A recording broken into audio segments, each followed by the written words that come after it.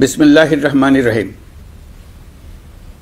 প্রিয় দেশবাসী, শিশু, কিশোর কিশোরী, তরুণ তরুণী, ছাত্রছাত্রী, বয়স্ক, বৃদ্ধ, নারী পুরুষ সবাইকে আমার সালাম জানাচ্ছি। আসসালামু আলাইকুম। শুরুতেই আপনাদের সবাইকে জানাই পবিত্র ঈদুল আজহার শুভেচ্ছা। ঈদ মোবারক। প্রতি বছরই এই দিনটি আমাদের সামনে হাজির হয় ত্যাগের এক মহান দৃষ্টান্ত হয়ে। আমরা যদি কোরবানির মাহাত্ম্যকে ধারণ করে লোভ, স্বার্থপরতা, হিংসা বিদ্বেষ মুক্ত হয়ে সমাজ ও রাষ্ট্র বিনির্মাণে নিজেদের নিয়োজিত করতে না পারি, তাহলে কোরবানির ঈদ আনুষ্ঠানিকতা ছাড়া আর কিছুই নয়। আসুন এবছর কোরবানিকে সুন্দর, ত্যাগের মহিমায় মহিমান্বিত করে গরিব বান্ধব করে তোলে। প্রিয় দেশবাসী, কোরবানির পশুর চামড়া থেকে অর্জিত আয়ে আমার আপনার দরিদ্র আত্মীয় পরিজন, প্রান্তিক জনগোষ্ঠী ও দেশের লক্ষ লক্ষ মাদ্রাসা শিক্ষার্থী উপকৃত হয়। আমাদের গরিব স্বজন ও প্রতিবেশীরা তাদের হক যেন ঠিক ঠিক বুঝে পায়, সেদিকে আমাদের মনোযোগ দিতে হবে। তবেই এই উৎসবটি হয়ে উঠবে ধনী গরিব সকলেরই উৎসব। পশুর চামড়ার ন্যায্য মূল্য নির্ধারণ, বর্জ্য ব্যবস্থাপনা সহ সার্বিক বিষয়ে সুষ্ঠু ব্যবস্থাপনা নিশ্চিত করতে সরকারের একটি উচ্চ পর্যায়ের কমিটি কাজ করছে। একটি কন্ট্রোল রুমও খোলা হয়েছে। কোরবানির চামড়া সংক্রান্ত যে কোনো সমস্যা, অভিযোগ ও পরামর্শ এই হটলাইনের নম্বরে ফোন করে নেওয়া যাবে। আমরা এই বছর কোরবানির পশুর চামড়া সংরক্ষণে 30,000 টন লবণ বিনামূল্যে সরবরাহ করেছি। কোরবানির ঈদে আরও একটি গুরুত্বপূর্ণ বিষয় হলো পরিষ্কার পরিচ্ছন্নতা। আমি দেশবাসীর প্রতি আকুল আহ্বান জানাই, আপনারা সকলে পরিবেশ পরিচ্ছন্ন রাখতে সমবেতভাবে এগিয়ে আসবেন। বিশেষ করে তরুণ তরুণীদেরকে এই বিষয়ে দৃষ্টি আকর্ষণ করছি। এবছর যারা হজ ব্রত পালন করছেন তাদের প্রত্যেককে জানাচ্ছি আন্তরিক শুভেচ্ছা ও অভিনন্দন। মহান রব্বুল আলমিনের অশেষ মেহেরবানিতে, আপনাদের দোয়ায় এবং সংশ্লিষ্ট সবার সর্বোচ্চ আন্তরিকতা ও পেশাদারিত্বের ফলে এবছর আমাদের হজ ব্যবস্থাপনায় সাফল্য এসছে। প্রথমবারের মতো সরকারি ব্যবস্থাপনায় লাব্বায়েক অ্যাপের মাধ্যমে হজের সার্বিক ব্যবস্থাপনা ও সেবা নিশ্চিত করা হচ্ছে। এখন পর্যন্ত হজ ব্যবস্থাপনায় কোনো অনিয়মের খবর আসেনি। টাকা দিয়েও হজে যেতে না পারার যন্ত্রণা কাউকে কাঁদতে হয়নি। হজ ক্যাম্প কিংবা বিমানবন্দরে কোনো হাজিকে প্রতিবাদ বিক্ষোভ করতে হয়নি। প্রথমবারের মতো সরকারি টাকায় কাউকে হজে পাঠানো হয়নি। প্রিয় দেশবাসী, ঈদুল ফিতরের অভিজ্ঞতাকে কাজে লাগিয়ে দীর্ঘমেয়াদে বাজারের জিনিসপত্রের দাম স্থিতিশীল রাখতে আমরা তৎপর হয়েছি।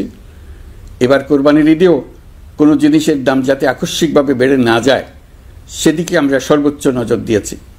ফলে এবার আলু, পেঁয়াজ, ডিম, চিনি, শাকসবজি, তরিতরকারি ও মশলা সহ অধিকাংশ পণ্যের দাম গত বছরের তুলনায় কমেছে। আমরা সার্বিক বাজার ব্যবস্থাকে দুর্বৃত্তদের চক্র থেকে বের করে এনে বাজারে একটা প্রতিযোগিতামূলক পরিবেশ তৈরি করতে পেরেছি। জনগণকে ন্যায্য মূল্যে নিত্য প্রয়োজনীয় জিনিস পৌঁছে দিতে সরকারের সব রকমের চেষ্টা অব্যাহত আছে। পাশাপাশি এই কোরবানির ঈদেও দেশবাসী যাতে নির্বিঘ্নে নিজেদের দেশের বাড়িতে যাতায়াত করতে পারেন, সেজন্য সরকার সর্বোচ্চ ব্যবস্থা নিয়েছে। আইনশৃঙ্খলা বাহিনীর সদস্যরা মানুষের জানমালের নিরাপত্তায় সজাগ রয়েছেন। ঈদের ছুটির মধ্যেও বিপুল সংখ্যক কর্মকর্তা কর্মচারী এবং পুলিশ ও সেনাবাহিনীর সদস্যরা অক্লান্ত পরিশ্রম করছেন। আমি তাদের প্রতি আন্তরিক কৃতজ্ঞতা জানাচ্ছি। শুধু ঈদের সময় নয়, আগামী দিনে কখনোই বাস, রেল ও বিমান যাত্রায় কোনো ধরনের অনিয়ম যাতে না হয়, সেজন্য সরকার একটি কেন্দ্রীয় অনলাইন টিকেটিং প্ল্যাটফর্ম করতে যাচ্ছে, যেখানে একই প্ল্যাটফর্ম থেকেই যাত্রীরা খুব সহজেই বাস, ট্রেন ও ফ্লাইটের টিকিট ক্রয় করতে পারবেন। একই রকমভাবে সব ধরনের সরকারি সেবা যাতে জনগণের দোরগোড়ায় পৌঁছে যায়, সেজন্য নাগরিক সেবা বাংলাদেশ এই নামে একটি সেন্টার পরিচালিত হচ্ছে। দেশের সর্বত্র শহরে, হাটে বাজারে তরুণ তরুণীদের মাধ্যমে বেসরকারি ব্যবস্থাপনায় সার্ভিস সেন্টার স্থাপনের কাজ শুরু করেছে। এটি ঢাকা শহরে কয়েকটি সেবা কেন্দ্রের মাধ্যমে শুরু হয়েছে। প্রশিক্ষণপ্রাপ্ত স্থানীয় তরুণ উদ্যোক্তারা নাগরিক সেবা কেন্দ্র থেকে সাধারণ নাগরিকদের এনআইডি, পাসপোর্ট, লাইসেন্স, পুলিশের কাছে জিডি করা, কর ফাইলিং করা সহ বিভিন্ন সরকারি ডিজিটাল সেবা দেবেন। এর ফলে দালাল চক্রের খপ্পর থেকে মুক্তি পাওয়া যাবে, নানা রকম হয়রানি ও ভোগান্তি কমবে বলে আমরা আশাবাদী। এই প্রজেক্ট শূন্য বাজেটে আমরা শুরু করেছি। দেশের বিদ্যমান অব্যবহৃত সম্পদ ব্যবহার করেই সামনে এগিয়ে চলা সম্ভব, এটাই আমরা বাস্তবে করে দেখার চেষ্টা করছি। আমাদের চেষ্টা হচ্ছে প্রতিটি মন্ত্রণালয় থেকে যতগুলি সেবা এর আওতায় আনা যায় সবগুলোকে নিয়ে আসা। আমরা চেষ্টা করছি যাতে শিশু জন্মগ্রহণ করা মাত্রই তার জন্ম সনদ পেয়ে যায়, ওটাই হবে তার নাগরিক স্বীকৃতি এবং রাষ্ট্র কর্তৃক তার দায়িত্ব গ্রহণের অঙ্গীকার। ওইখান থেকেই যাবতীয় সকল সনদ সে তার নাগরিক অধিকার হিসেবে ক্রমাগতভাবে সম্মানের সঙ্গে পেতে থাকবে। এক অফিস থেকে আরেক অফিসে তার দৌড়াতে হবে না, দালালের পেছনে মাসের পর মাস ঘুরতে হবে না। বিদেশ সফরে গেলে সেখানকার প্রবাসী বাংলাদেশিরা প্রায় আমাদেরকে সরকারি সেবা পেতে নানা রকম দুর্ভোগের কথা জানান। প্রবাসীদের জন্য বিদেশে তাদের নিজ নিজ শহরে আমরা বেসরকারি উদ্যোগে পরিচালিত নাগরিক সেবা কেন্দ্র স্থাপনের উদ্যোগ নিচ্ছি। সেখান থেকে তারা পাসপোর্ট নবায়ন, জাতীয় পরিচয়পত্র ইত্যাদি সংগ্রহ করতে পারবেন। এগুলো কঠিন কাজ, এগুলোকে কঠিন করা হয়েছে, কিন্তু এখন সরকারের অভ্যন্তরে সাহসী ও উদ্যোগী সিনিয়র সচিব এবং ডিজিদের সহযোগিতায় অন্তর্বর্তী সরকারের মেয়াদকালে আমরা এটা সমাপ্ত করতে বদ্ধপরিকর। প্রিয় দেশবাসী, আপনারা জানেন ঐতিহাসিক অভ্যুত্থানের পর এই সরকার যখন দায়িত্ব গ্রহণ করে তখন দেশের অর্থনৈতিক অবস্থা ছিল ভয়াবহ। ভয়ঙ্করভাবে যুদ্ধবিধ্বস্ত দেশের অর্থনীতিও এতটা খারাপ থাকে না যতটা খারাপ করে দিয়েছে 16 বছরের লাগামহীন লুটপাটতন্ত্র। আশার বিষয় হচ্ছে শুধু ব্যাংক নয়, প্রত্যেকটি আর্থিক প্রতিষ্ঠান এখন ঘুরে দাঁড়িয়েছে। জনগণের আমানত এখন নিরাপদ।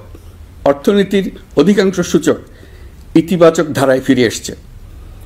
আমাদের অর্থনীতির ইতিবাচক ধারা বিদেশি বিনিয়োগকারীদেরকেও আকৃষ্ট করছে। বৈদেশিক মুদ্রার রিজার্ভ শূন্যে নেমে যাওয়ার ভয়ে পতিত সরকার বিদেশি ব্যবসায়ীদের আয় নিজ দেশে নিতে দিচ্ছিল না। আমরা সেটা নিরসন করেছি, বৈদেশিক মুদ্রার রিজার্ভকে ইতিবাচক অবস্থায় নিয়ে আসতে পেরেছি। এই অর্থ বছরে আমরা চেষ্টা করেছি এমন একটি বাজেট দিতে যা সত্যিকার অর্থে জনকল্যাণমুখী হয়। দেশের ইতিহাসে প্রথমবারের মতো একটি বাজেট তার আগের বছরের চেয়ে ছোট হয়েছে। প্রবৃত্তি কেন্দ্রিক ধারণা থেকে সরে এসে আমরা চেষ্টা করেছি সামগ্রিক উন্নয়নের ধারণায় জোর দিতে। এই বাজেট প্রথাগত ভৌত অবকাঠামো তৈরির খতিয়ান নয়। এই বাজেটে প্রাধান্য দেওয়া হয়েছে মানুষকে। নজরদারি বৃদ্ধির ফলে রপ্তানি আয় বেড়েছে। অর্থনীতির দুঃসময়ে আমাদের প্রবাসী ভাই বোনেরা রেমিটেন্স যোদ্ধা হিসেবে এগিয়ে এসছেন, যার ফলে রেমিটেন্স প্রবাহ উল্লেখযোগ্যভাবে বৃদ্ধি পেয়েছে। আমি জাতির পক্ষ থেকে সকল রেমিটেন্স যোদ্ধাকে কৃতজ্ঞতা জানাচ্ছি। স্বৈরাচারী সরকারের পতনের পর অর্থ পাচার রোধে কঠিন পদক্ষেপ নিয়েছে অন্তর্বর্তী সরকার। এছাড়া পুরনো আমদানির দায় পরিশোধ হওয়ায় বৈদেশিক মুদ্রার রিজার্ভের উপরও চাপও কমেছে। রাজস্ব আদায় বাড়ানোর জন্য পূর্ব ঘোষণা অনুযায়ী জাতীয় রাজস্ব বোর্ড NBR ভেঙে অর্থ মন্ত্রণালয়ের অধীনে রাজস্ব নীতি বিভাগ এবং রাজস্ব ব্যবস্থাপনা বিভাগ নামে দুটি স্বতন্ত্র বিভাগ প্রতিষ্ঠা করা হয়েছে। এটি একটি বড় কাঠামোগত সংস্কার। এই সিদ্ধান্তের ফলে বিশাল আকারের দুর্নীতি কমবে, রাজস্ব ব্যবস্থার দক্ষতা বাড়বে, স্বার্থের দ্বন্দ্ব কমবে এবং রাজস্ব আহরণের আওতা সম্প্রসারিত হবে। অর্থনীতি সহ বিগত মাসগুলোতে সরকারের প্রত্যেকটি মন্ত্রণালয় ছোট বড় বহু সংস্কারের উদ্যোগ নিয়েছে। মোট 54টি মন্ত্রণালয়ে 1000-এরও উপরে সংস্কার ও উন্নয়ন সংক্রান্ত পদক্ষেপ নেওয়া হয়েছে। এর পাশাপাশি আমরা যে সংস্কার কমিশন করেছিলাম তাদের সুপারিশের মধ্য থেকে আশু করণীয় সুপারিশগুলো দ্রুত বাস্তবায়নের জন্য মন্ত্রণালয়গুলো কাজ করে যাচ্ছে। মে মাস পর্যন্ত বিভিন্ন সংস্কার কমিশন থেকে প্রাপ্ত সুপারিশের ভিত্তিতে 54টি মন্ত্রণালয়ে 129টি সুপারিশ বাস্তবায়ন করা হয়েছে। এই সকল সংস্কার কাজের মধ্যে কয়েকটি চুম্বক অংশ আজ আপনাদের সামনে তুলে ধরতে চাই। আইন ও বিচার বিভাগ মোট 33টি গুরুত্বপূর্ণ সুপারিশ ইতিমধ্যে বাস্তবায়ন করেছে। এর মধ্যে উল্লেখযোগ্য হল ইন্টারন্যাশনাল ক্রাইমস ট্রাইব্যুনাল অ্যাক্ট 1973 সংশোধন ও পুনর্গঠন করে আইনটি আন্তর্জাতিক মানের সাথে সামঞ্জস্যপূর্ণ করা। বিচার বিভাগীয় সংস্কার কমিশনের প্রস্তাব অনুযায়ী সুপ্রিম কোর্ট বিচারক নিয়োগ অধ্যাদেশ 2025 প্রণয়ন ও জারি করা হয়েছে। এর অধীনে প্রথমবারের মতো বাংলাদেশের ইতিহাসে গণবিজ্ঞপ্তির মাধ্যমে সুপ্রিম কোর্টে বিচারক নিয়োগের সুযোগ তৈরি হয়েছে। দেওয়ানি কার্যবিধির সংশোধন করা হয়েছে, যার ফলে এখন বাদীকে আর দিনের পর দিন সশরীরে আদালতে যেতে হবে না। এক একটি দেওয়ানি মামলা নিষ্পত্তি হতে আগে যত সময় লাগত, এই সংশোধনীর ফলে সময়সীমা অর্ধেকে কমিয়ে আনা সম্ভব হবে বলে আমরা মনে করছি। দেশের 1000-এর বেশি অবকাঠামো এবং প্রতিষ্ঠানের নাম পলাতক প্রধানমন্ত্রীর বাবা, মা, ভাই, বোন, আত্মীয় স্বজনের নামে প্রতিষ্ঠিত করা হয়েছিল। তার মধ্যে ছিল সেনানিবাস, বিমান ঘাঁটি, নৌবাহিনীর জাহাজ, মেগা সেতু, সড়ক, স্থাপনা, স্কুল, কলেজ, বিশ্ববিদ্যালয়, হাসপাতাল, গবেষণা কেন্দ্র, আরও বহু কিছু। এগুলোর সব নাম পরিবর্তন করা হয়েছে। নারী ও শিশু নির্যাতন দমন আইন সংশোধন করা হয়েছে। প্রবাসী ভাই বোনদের অনেক দিনের দাবির পরিপ্রেক্ষিতে পাওয়ার অফ অ্যাটর্নি বিধিমালা সংশোধন করা হয়েছে। এখন পুরনো পাসপোর্টে নো ভিসা রিকোয়ার্ড স্টিকার থাকলে কিংবা জন্মসনদ থাকলে বিদেশ থেকে পাওয়ার অফ অ্যাটর্নি সম্পাদন করতে পারবে। আগামী 2 মাসের মধ্যে আইনগত সহায়তা কার্যক্রম ব্যাপকভাবে বিস্তার করা হবে। বছরে এখন গড়ে 35,000 মামলা নিষ্পত্তি হয়। আমাদের লক্ষ্য এটিকে 2 লক্ষ মামলায় উন্নতি করা। মামলা দায়েরের 48 ঘন্টার মধ্যেই যাদের বিরুদ্ধে মামলার কোনো ভিত্তি নেই তাদের বাদ দেওয়ার ব্যবস্থা করা হচ্ছে। আমরা সর্বোচ্চ চেষ্টা করেছি দেশের মানুষকে লুটপাটতন্ত্র থেকে বের করে আনতে। আপনারা জানেন, বিগত 16 বছরে উন্নয়নের নামে মেগা প্রকল্প নিয়ে কী পরিমাণ লুটপাট হয়েছে। মেগা প্রকল্পগুলো যেন হয়ে উঠেছিল মেগা ডাকাতির প্রকল্প। আমরা দায়িত্ব গ্রহণের পরপরই বিভিন্ন উন্নয়ন প্রকল্প পুনরায় মূল্যায়ন করে দেখেছি যে প্রায় সব প্রকল্পেই ভৌতিক ব্যয় ধরা হয়েছে। শুধুমাত্র সড়ক পরিবহন ও মহাসড়ক বিভাগ, সেতু বিভাগ, রেল মন্ত্রণালয়, বিদ্যুৎ বিভাগ, জ্বালানি ও খনিজ সম্পদ বিভাগ, এই 5টি বিভাগে ব্যয় সংকোচ করা হয়েছে 46,308 কোটি টাকা। এই টাকা দিয়ে জ্বালানি খাতে সমস্ত বকেয়া মিটিয়ে দিয়ে বকেয়ার পরিমাণ শূন্যে নামিয়ে আনা হয়েছে। বৈদেশিক ঋণ পরিশোধ করে সব ধরনের ঋণের ফাঁদ থেকে বেরিয়ে আসা আমাদের অগ্রাধিকার। দেশে বিনিয়োগ বাড়ানো ও নতুন কর্মসংস্থান তৈরিতে আমাদের গুরুত্ব দিতেই হবে। তা না হলে এদেশকে আমরা যে স্থানে নিয়ে যেতে চাই সেখানে নিয়ে যাওয়া সম্ভব হবে না। বিনিয়োগ ও কর্মসংস্থানের ব্যাপারে রাজনৈতিক দল ও জনগণ আমাদের সর্বাত্মক সমর্থন করছেন। সকলের মধ্যে ব্যাপক আগ্রহ, কৌতূহল আমাদের অনুপ্রেরণা যোগাচ্ছে। সংশ্লিষ্টদের সঙ্গে আলোচনা করে বিনিয়োগ পরিবেশ উন্নত করতে 30টি মূল সংস্কার কাজকে অগ্রাধিকার দেওয়া হয়েছে এবং ইতিমধ্যে 18টি সুপারিশ বাস্তবায়ন করা হয়েছে। বিনিয়োগ বান্ধব পরিবেশ গড়ে তুলতে এবং দেশি বিদেশি শিল্প প্রতিষ্ঠানের মধ্যে সংযোগ সৃষ্টি করতে আমরা সর্বোচ্চ চেষ্টা করে যাচ্ছি। গত অক্টোবর হতে মার্চ পর্যন্ত নেট বিদেশি বিনিয়োগ এসছে মোট 756 মিলিয়ন মার্কিন ডলার, অর্থাৎ প্রায় 9,247 কোটি টাকা। বাংলাদেশ ইনভেস্টমেন্ট সামিট 2025-এ নির্দিষ্ট খাতভিত্তিক সেশনের মাধ্যমে ব্যবসায়ী চেম্বার, ব্যাংক ও বেসরকারি খাতের অন্যান্য অংশীদারদের মধ্যে আলোচনা হয়েছে। ইনভেস্টমেন্ট সামিটে বিদেশি বিনিয়োগকারীরা ও রাজনৈতিক দলগুলোর মধ্যেও আলোচনার জন্য আলাদা ব্যবস্থা রাখা হয়েছিল, যাতে করে পরবর্তীতে যে দলই ক্ষমতায় আসুক না কেন তারা যেন বিনিয়োগ বান্ধব বাংলাদেশ গড়তে নিজেদের প্রতিশ্রুতির কথা জানাতে পারেন। সম্প্রতি চীনের বাণিজ্যমন্ত্রী চীনের 100টি কোম্পানির প্রায় 150 বিনিয়োগকারী ও ব্যবসায়ী নিয়ে বাংলাদেশে এসছেন। আমরা আশা করছি খুব দ্রুতই বড় আকারের বিদেশি বিনিয়োগ দেখতে পাব। সম্প্রতি আমি চীন, কাতার, জাপান সহ কয়েকটি দেশ সফর করেছি। এসব সফরেও বিভিন্ন বৈঠকে বাংলাদেশের অর্থনৈতিক সম্ভাবনা অগ্রগতির কথা তুলে ধরেছে।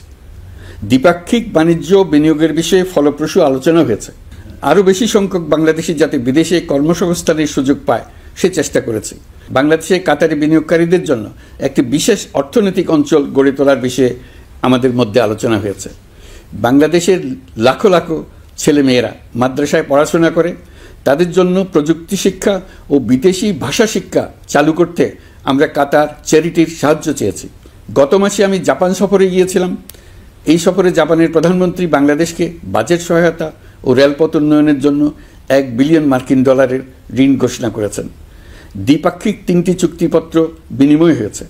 এই সফরে দুই দেশের মধ্যে অর্থনৈতিক বিনিয়োগ ও অন্যান্য সহযোগিতার ক্ষেত্রে 6টি সমঝোতা স্মারক অর্থাৎ MOU স্বাক্ষর হয়েছে।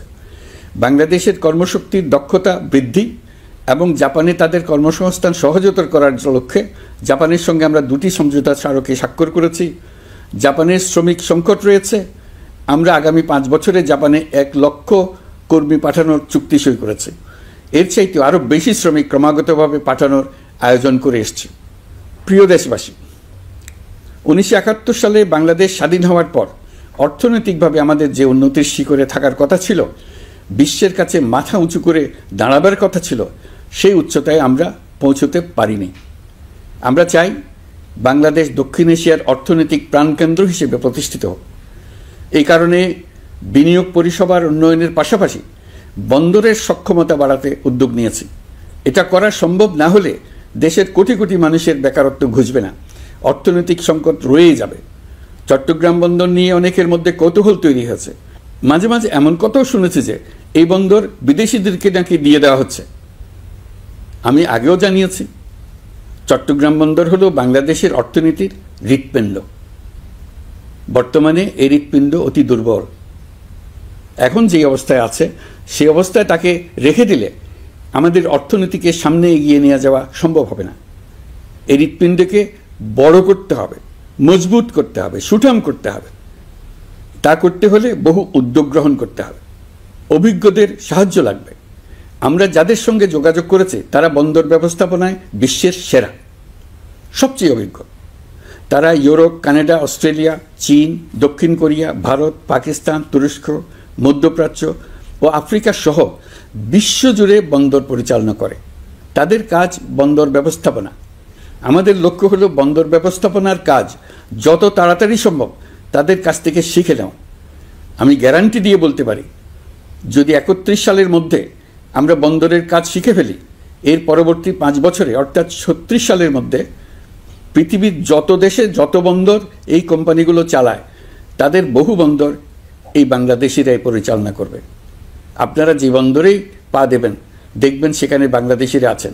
বহু লোকের কর্মসংস্থান হবে, বহু লোকের উপরে ওঠার সুযোগ হবে। তাদের নিজেদের প্রয়োজনেই তারা আমাদের চাকরি দেবে। আগে যে কোনো জাহাজে চড়লে দেখতাম জাহাজের নাবিক চট্টগ্রামের কিংবা সিলেটের। বন্দরের কাজ একবার শিখে নিতে পারলে ভবিষ্যতে আমরা যে বন্দরে যাব না কেন দেখব সেখানে চট্টগ্রাম, নোয়াখালী, সিলেট আর বরিশালের লোক, বাংলাদেশের লোক। আমাদের বন্দর যদি আধুনিক হয় তা শুধু বাংলাদেশের অর্থনীতিতেই ভূমিকা রাখবে না, বরং আমরা নেপাল, ভুটান সহ পার্শ্ববর্তী সকল দেশের অর্থনীতিতে ইতিবাচক ভূমিকা রাখতে সক্ষম হব। এই বন্দরই হবে অঞ্চলের অর্থনীতির সমৃদ্ধির চাবিকাঠি। কুমিরা থেকে টেকনাফ পর্যন্ত নানা বন্দরের কর্মচাঞ্চল্যে সমগ্র উপকূল অঞ্চল দক্ষিণ এশিয়ার একটি গুরুত্বপূর্ণ অর্থনৈতিক প্রাণকেন্দ্র হিসেবে প্রতিষ্ঠিত হবে। এই পুরো অঞ্চলে অনেকগুলো শিল্পাঞ্চল গড়ে উঠবে শুধু সমুদ্রের সান্নিধ্য এবং তার ব্যবহারের দক্ষতার কারণে। তার সঙ্গে গড়ে উঠবে আরেকটি নতুন শিল্প, আধুনিক পদ্ধতিতে সমুদ্রে মাছ পালন, আহরণ ও প্রক্রিয়াজাতকরণের শিল্প। এটি আরেকটি নতুন জগৎ সৃষ্টি করবে। এই ব্যাপারে আমরা আমাদের বন্ধু দেশগুলোর সঙ্গে আলোচনা শুরু করেছি এবং তারা উৎসাহ সহকারে সাড়া দিয়েছেন। বন্দর ব্যবস্থাপনার জন্য আমরা যাদেরকে আনছি তারা পৃথিবীর যেসব দেশে কাজ করে সেসব কোনো দেশেরই সার্বভৌমত্ব, জাতীয় নিরাপত্তা হুমকির মুখে পড়েনি।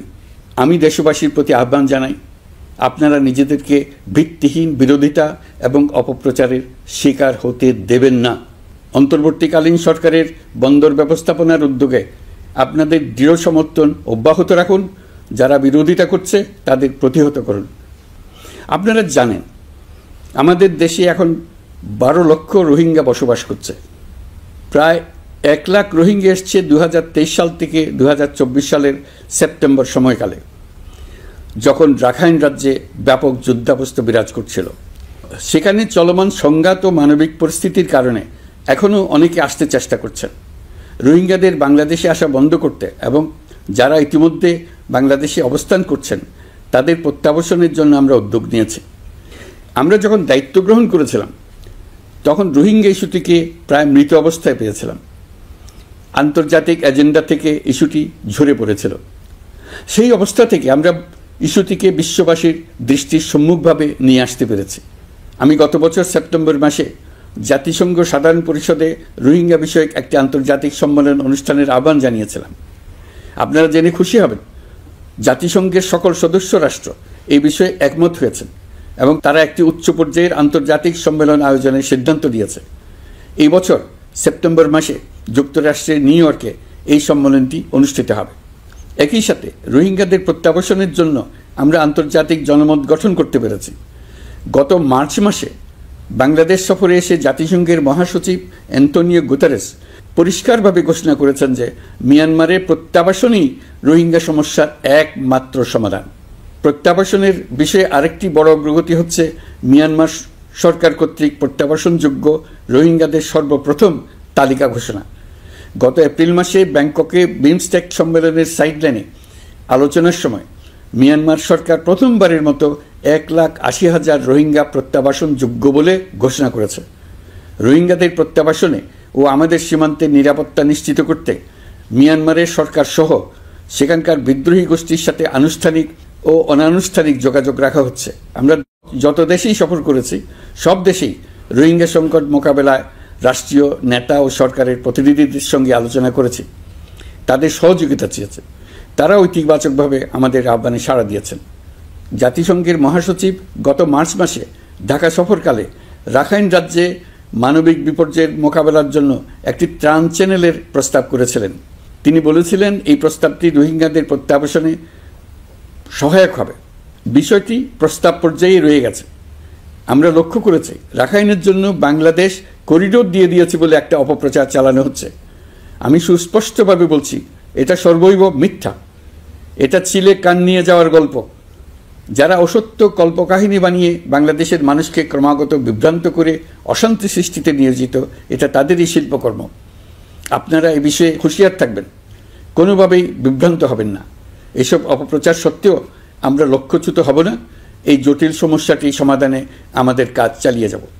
প্রিয় দেশবাসী, আগামী মাসে জুলাই গণ অভ্যুত্থানের বছর পূর্ণ হবে। যাদের আত্মত্যাগের কারণে এই অভ্যুত্থান সম্ভব হলো, আমরা তাদেরকে এবং তাদের পরিবারকে প্রতি মুহূর্তে আমাদের দৃষ্টিতে রেখেছি। তাদের জন্য নানা কর্মসূচি আমরা বাস্তবায়ন করে চলেছি। এখন পর্যন্ত 834টি শহীদ পরিবারের মধ্যে 630টি শহীদ পরিবারকে 10 লক্ষ টাকা করে 63 কোটি টাকার সঞ্চয়পত্রের জন্য ব্যাংক চেক দেওয়া হয়েছে। অবশিষ্ট যারা আছেন তাদের ওয়ারিশ নির্ধারণ সংক্রান্ত বিষয়গুলি নিষ্পত্তি সাপেক্ষে সঞ্চয়পত্র দেওয়া হবে। এর পাশাপাশি গণ অভ্যুত্থানে আহত প্রায় 12,500 জনকে 106 কোটি টাকা দেওয়া হয়েছে।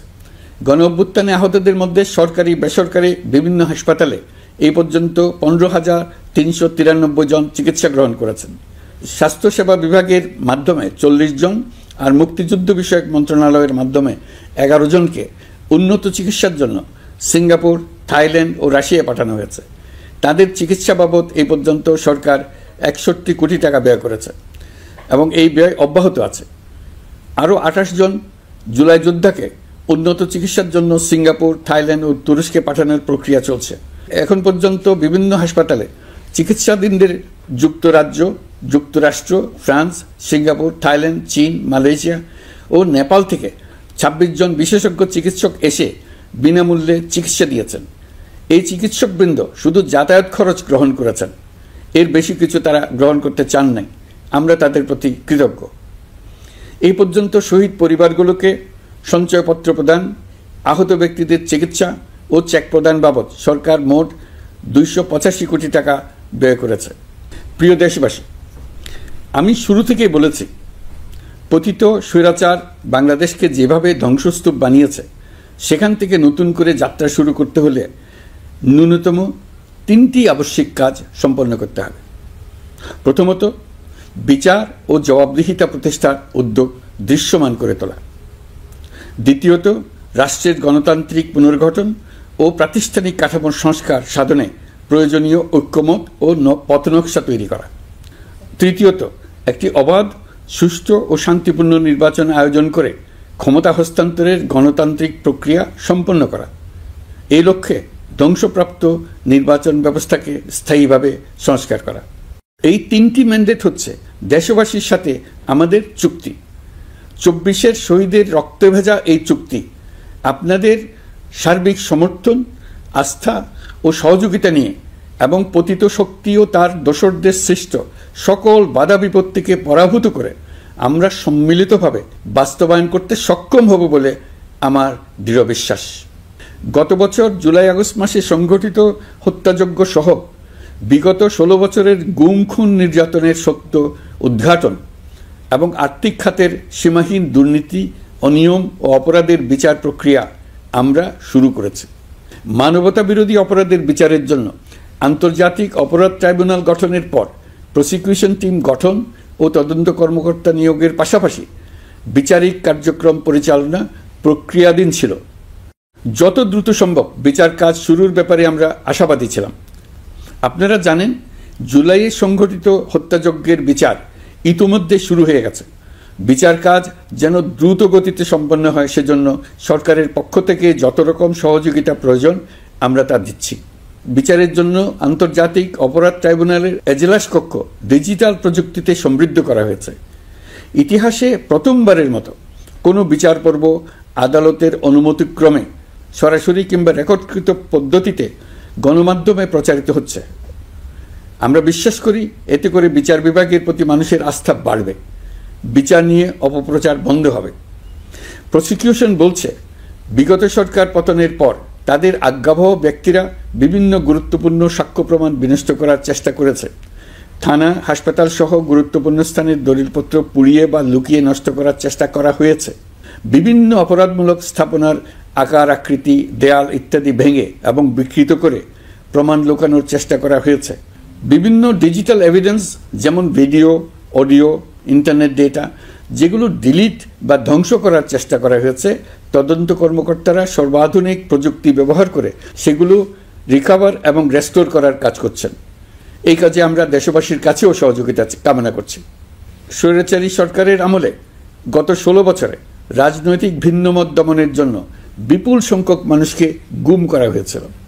এই মানুষগুলোকে এমন সব বন্দিশালায় আটকে রাখা হয়েছিল যাদের কোনোটির আয়তন ছিল মাত্র 3 ফিট বাই 3 ফিট। গুমের ঘটনা তদন্ত ও এই ভয়াবহ অপরাধের সঙ্গে যারা জড়িত তাদের বিচারের জন্য একটি স্বাধীন গুম সংক্রান্ত কমিশন নিরলসভাবে কাজ করে যাচ্ছে। তারা গুমের এমন রোমহর্ষক ঘটনা আবিষ্কার করেছে যা নিষ্ঠুরতার চূড়ান্ত সীমা ছাড়িয়ে গেছে। মানুষকে পেট কেটে সিমেন্টের বস্তা ঢুকিয়ে নদীতে ডুবিয়ে দেওয়া হতো, ইঞ্জেকশন দিয়ে অজ্ঞান করে জ্বলন্ত ইটভাটায় নিক্ষেপ করা হতো, ট্রেন ও গাড়ির নিচে ছুঁড়ে ফেলা হতো। কমিশন এখন পর্যন্ত 2টি অন্তর্বর্তীকালীন প্রতিবেদন জমা দিয়েছে। তারা এখনও প্রতিনিয়ত নতুন অভিযোগ পাচ্ছে। ইতিমধ্যে গুমের তদন্ত কার্যক্রমের জন্য ঢাকা শহরের 3টি, চাঁপাইনবাবগঞ্জ ও বগুড়া জেলায় 3টি গুমের কেন্দ্র পরিদর্শন ও সাক্ষ্য গ্রহণ করা হয়েছে। তদন্ত কাজে মানুষের সম্পৃক্ততা বাড়াতে বিশ্ববিদ্যালয়, মাদ্রাসা পর্যায়ে গণশুনানি গ্রহণ করা হয়েছে। মোট 8 শতাধিক শিক্ষার্থী, শিক্ষক, সাধারণ মানুষ গণশুনানিতে অংশ নিয়েছেন। গুম সংক্রান্ত বেশ কিছু অভিযোগ ইতিমধ্যে আন্তর্জাতিক অপরাধ ট্রাইব্যুনালের তদন্ত সংস্থার কাছে জমা হয়েছে। এছাড়াও এই সংক্রান্ত একটা আইন প্রণয়নের কাজ প্রায় শেষ পর্যায়ে আছে। অল্প কিছুদিনের মধ্যেই এটি চূড়ান্ত হবে বলে আশা করছি। গত 16 বছর ধরে এদেশের প্রতিটি স্তরে অপরাধ, অনিয়ম, দুর্নীতির ভাইরাস ছড়িয়ে পড়েছিল।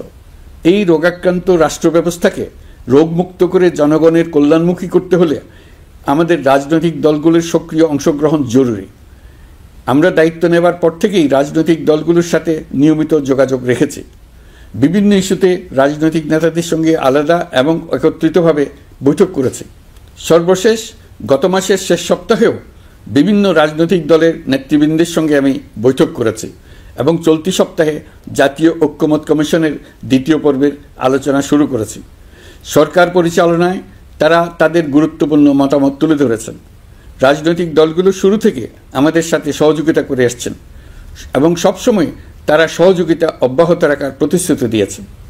প্রিয় দেশবাসী, আপনাদের নিশ্চয় মনে আছে জুলাই গণঅভ্যুত্থানের নেতৃত্ব অংশ নেওয়া শিক্ষার্থীরা একটি জুলাই ঘোষণাপত্র দেওয়ার কথা জানিয়েছিল। তারা আমাকেও সেখানে আমন্ত্রণ জানায়। আমি বলেছিলাম দেশের সকল রাজনৈতিক ব্যক্তিবর্গ, নাগরিক সমাজের প্রতিনিধি সহ অন্যদের সঙ্গে নিয়ে সকলে মিলে এই ঘোষণাপত্র দেওয়া ভালো হবে। এর পাশাপাশি আগামী জুলাই মাসেই সকল রাজনৈতিক দলের ঐকমত্যের ভিত্তিতে একটি জুলাই সনদ প্রস্তুত করে আমরা জাতির সামনে উপস্থাপন করতে পারব বলে আশা করছি। এই জুলাই সনদ হলো একটি প্রতিশ্রুতি, একটি জনকল্যাণমুখী রাষ্ট্র নির্মাণের জন্য সংস্কার কমিশন যে প্রস্তাবগুলো দিয়েছে সেগুলোর মধ্য থেকে রাজনৈতিক দলগুলো যে কয়টিতে একমত হয়েছে তার তালিকা থাকবে এই সনদে। জুলাই সনদে স্বাক্ষর করে তারা জাতির কাছে সেগুলো বাস্তবায়নের অঙ্গীকার করবে। জুলাই সনদ অনুযায়ী আশু করণীয় সংস্কার কাজগুলো আমরা বাস্তবায়ন করতে প্রতিজ্ঞাবদ্ধ। বাকি অংশের বেশ কিছু কাজও আমরা শুরু করে যেতে চাই। আশা করি অবশিষ্ট অংশ পরবর্তীতে নির্বাচিত সরকারের মাধ্যমে বাস্তবায়ন অব্যাহত থাকবে। প্রাতিষ্ঠানিক সংস্কারের দৃঢ় প্রতিশ্রুতি বাস্তবায়নে আমাদেরকে দৃঢ়ভাবে এবং ঐক্যবদ্ধভাবে এগিয়ে যেতে হবে। এর কোনো বিকল্প নেই। এর বাস্তবায়নের মাধ্যমে পুরো বিশ্বের কাছে দেশের নতুন ঐক্যবদ্ধ ভাবমূর্তি তুলে ধরা যাবে। বিশ্বব্যাপী সবার কাছে জাতি হিসেবে বাংলাদেশের শক্তি সম্পর্কে স্পষ্ট ধারণা তৈরি হবে। ঐকমত্য কমিশন গঠন করা আমাদের একটি দুঃসাহসিক উদ্যোগ ছিল। অন্য কোনো দেশে এমন কোনো নজির নেই। এর মাধ্যমে আমরা জাতি হিসেবে রাজনৈতিক গভীরতার সন্ধান পেয়েছি। রাজনৈতিক ঐক্যে পৌঁছার জন্য ঐকমত্য কমিশনের সঙ্গে সকল দলের দলগত প্রস্তুতি, ঘণ্টার পর ঘণ্টা কমিশনের সঙ্গে ঐকান্তিক আলোচনা, জাতীয় লাইভ টেলিভিশনের সামনে সকল দলের ঐকমত্যে পৌঁছার একান্ত প্রয়াস আমাদের রাজনৈতিক ইতিহাসে স্মরণীয় হয়ে থাকবে। এই কমিশনের চেয়ারম্যান হিসেবে আমি সকল রাজনৈতিক দলের কাছে তাদের সীমাহীন ধৈর্য এবং কমিশনের প্রতি তাদের সহযোগিতা এবং সৌজন্য প্রকাশের জন্য জাতির পক্ষ থেকে ধন্যবাদ জানাচ্ছি। আশা করি আমাদের অসমাপ্ত কাজ সমাপ্ত করে শিগগিরই পূর্ণাঙ্গ জুলাই সনদ তৈরি করে জাতির জন্য একটা নতুন পথ নির্দেশনা রেখে যেতে পারব। এই কমিশনের অভিজ্ঞতার মাধ্যমে দেশের যে নতুন রাজনৈতিক সংস্কৃতি গড়ে ওঠার সম্ভাবনা দেখা দিয়েছে, আগামী নির্বাচনের মাধ্যমে যদি সেটা বিকাশমানভাবে স্থায়ী রূপ দিতে পারে তাহলে আমরা ভবিষ্যতের সকল রাজনৈতিক সংকট মোকাবেলা করতে সক্ষম হব। সকল প্রস্তুতি সমাপ্ত করে দেশের সকল মানুষের, কিশোর কিশোরী, তরুণ তরুণী, ছাত্রছাত্রী, কৃষক, জেলে, গৃহিণী, দিনমজুর, শ্রমিক, ব্যবসায়ী, পেশাজীবী, শিল্পী সবাই মিলে চেষ্টা করে একটা সুন্দর নিখুঁত নির্বাচন আয়োজন করে নতুন বাংলাদেশের দৃঢ় ভিত্তি রচনা করব। প্রিয় দেশবাসী, আমি জানি আগামী জাতীয় নির্বাচন কখন হবে সে বিষয়ে সিদ্ধান্ত জানার জন্য রাজনৈতিক দল ও জনগণের মধ্যে বিপুল আগ্রহ রয়েছে।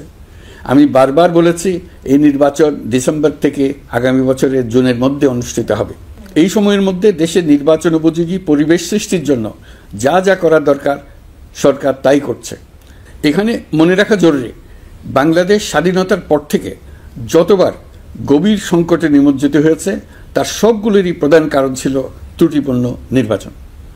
ত্রুটিপূর্ণ নির্বাচন প্রক্রিয়ায় বারবার ক্ষমতা কক্ষিগত করার মধ্য দিয়ে একটি রাজনৈতিক দল বর্বর ফ্যাসিস্টে পরিণত হয়েছিল। এই ধরনের নির্বাচন যারা আয়োজন করে তারা জাতির কাছে অপরাধী হিসেবে চিহ্নিত হয়ে যায়। এমন নির্বাচনের মধ্য দিয়ে যে দল ক্ষমতায় আসে তারাও জনগণের কাছে ঘৃণিত হয়ে থাকে। এই সরকারের একটি বড় দায়িত্ব হলো একটি পরিচ্ছন্ন, উৎসবমুখর, শান্তিপূর্ণ, বিপুলভাবে অংশগ্রহণের পরিবেশে একটি নির্বাচন অনুষ্ঠান করা, এমন একটি নির্বাচন আয়োজন করা যাতে করে দেশ ভবিষ্যতে নতুন সংকটে না পড়ে।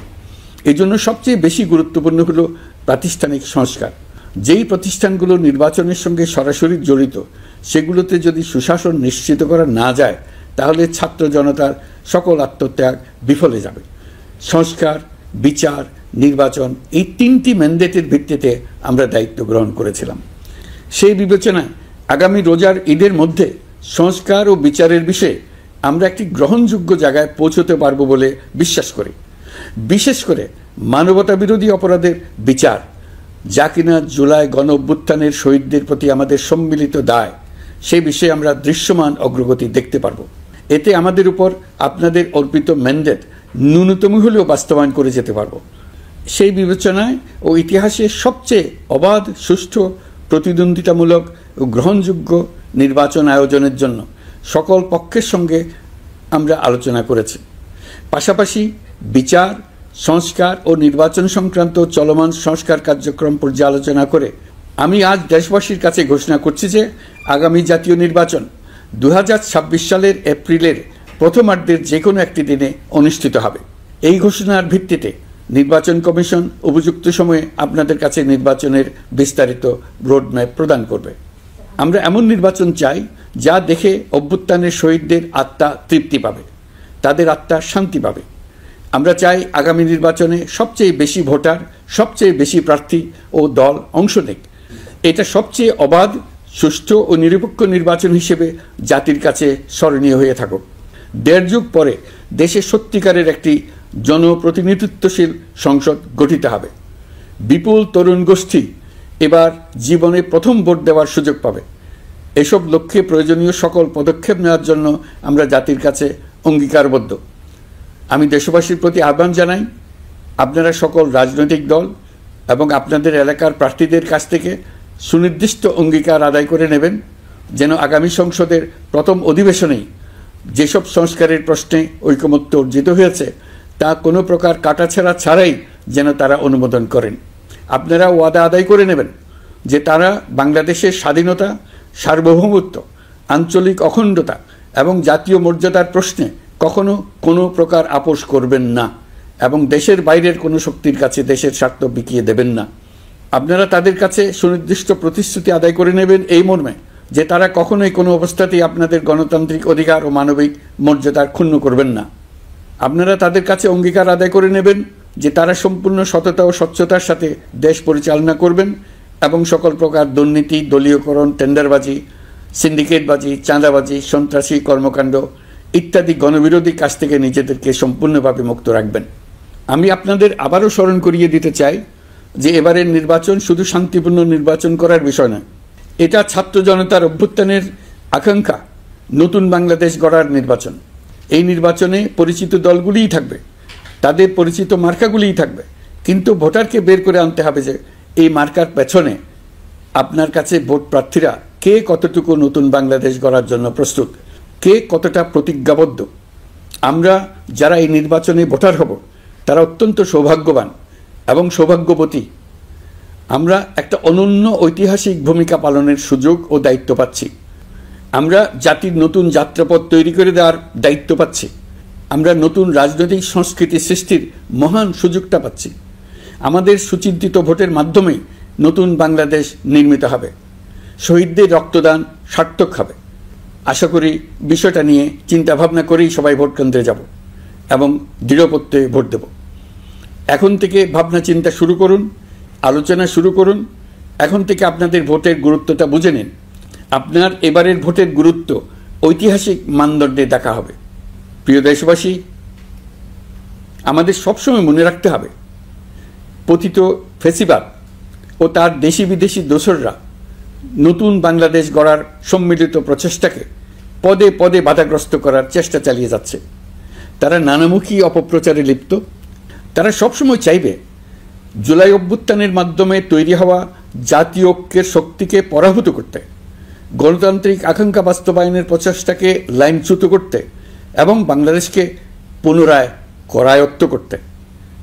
আমি আগেও বলেছি, আজ আবারও বলছি, আমরা একটা যুদ্ধ অবস্থায় আছি। এখন আমাদের একতাবদ্ধ থাকতে হবে যে কোনো মূল্যে। পরাজিত শক্তি এবং তাদের সহযোগীরা ওত পেতে বসে আছে আমাদের ছোবল মারার জন্য, আমাদের অগ্রযাত্রাকে রুখে দেওয়ার জন্য। আমরা তাদের কিছুতেই এই সুযোগ দেব না। আসুন আমরা আমাদের সম্মিলিত প্রচেষ্টায় প্রিয় মাতৃভূমির স্বাধীনতা, সার্বভৌমত্ব, আঞ্চলিক অখণ্ডতা ও জাতীয় মর্যাদার বিরুদ্ধে যে কোনো আঘাত প্রতিহত করার উদ্দেশ্যে প্রতিরোধের ঐক্যবদ্ধ সুদৃঢ় প্রাচীর গড়ে তুলি। প্রিয় দেশবাসী, সবাইকে আবার ঈদের শুভেচ্ছা ও সালাম জানাচ্ছি। মহান আল্লাহ আমাদের সহায় হন। আল্লাহ হাফেজ।